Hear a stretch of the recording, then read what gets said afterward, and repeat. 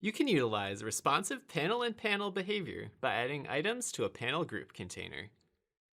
When you run the page, top-level containers in the page, including the panel group container, fold responsively based on the size of the browser, and the panels within the panel group container fold based on its current size, independent of the rest of the page.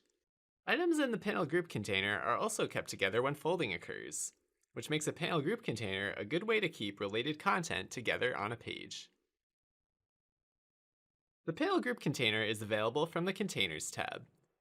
You can drag a panel group container onto the page just like any other container type, and then add content to the panel group container and to the rest of the page.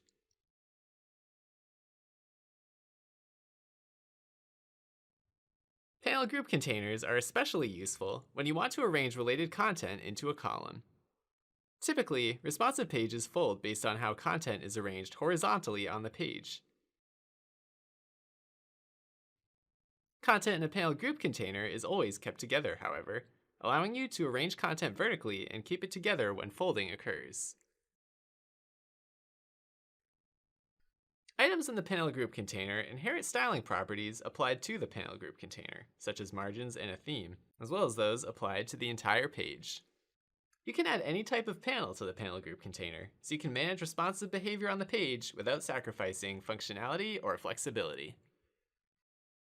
To learn more, visit the WebFocus Knowledge Base, where you can search all technical topics and videos.